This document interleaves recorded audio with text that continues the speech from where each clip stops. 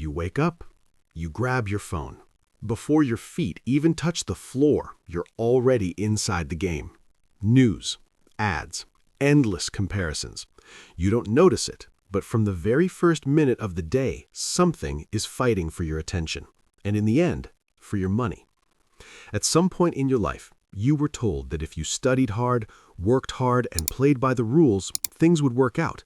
But then you did exactly that, and somehow you're still behind, still running, still chasing something that never seems to arrive. That's not bad luck, and it's not a lack of effort. It's because the money game was never fair. And worse, most people are playing without even knowing they're in it. Everything around you costs money. Food, clothes, housing, survival. Even the basics have a price. And when something looks free, you're paying in a different currency. Time, attention, mental energy. Social media isn't free. It just doesn't charge your credit card. It keeps you distracted, consuming, comparing your real life to edited highlights of someone else's. The longer you stay, the more spending feels normal. The more debt feels acceptable. The more pressure feels invisible. No one calls you irresponsible. They tell you that you deserve it, that you've earned it, that it's just a reward. Little by little, the system teaches you that spending is living.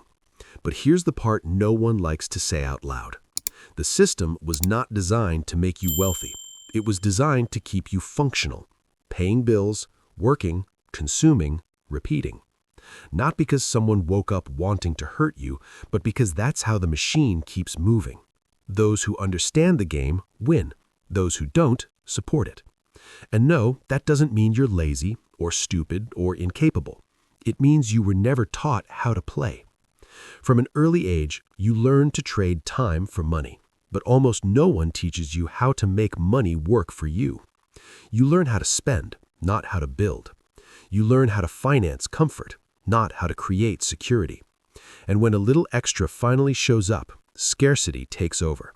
Because when you've lived with less, enjoying more feels necessary.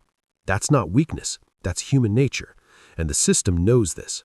That's why credit is easiest for those who have the least, why payments are stretched, why interest is brutal. You think you're moving forward, but you're just digging deeper. The harder your financial life is, the more expensive it becomes to exist.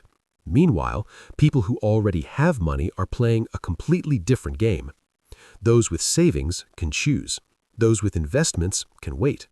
Those with assets don't depend on the next paycheck to breathe. That's the real inequality.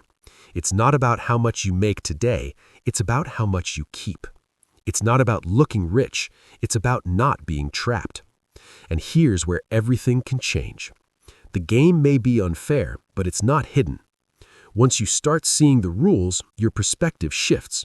You stop thinking the problem is only income and realize it's margin, the space between what comes in and what goes out. That's where freedom starts. Saving isn't about being cheap. It's about creating room. Room to breathe, room to choose, room to think clearly. Even if it's small, even if it's slow, because habits come before numbers. Yes, earning more matters, a lot. But earning more without control just puts you in a bigger cage. Real power comes from living below your means when no one is watching. That's when the game starts to turn. Money saved buys you time. It buys you options. It buys you silence. Not status, not applause. Freedom. Freedom to say no. Freedom to leave bad situations. Freedom to stop accepting anything out of desperation. And when money begins to work for you, even a little, the logic flips. You stop chasing and start building. But that requires something rare: patience. The ability to delay comfort today for peace tomorrow. Most people won't do it. That's why most stay stuck and a few move ahead. Not because they're better, but because they're playing a different game. The money game isn't about luck. It's about awareness. And now that you've heard this, you can't say you didn't know. So the real question isn't whether the system is fair. The question is, will you keep playing blind, or will you finally learn the rules?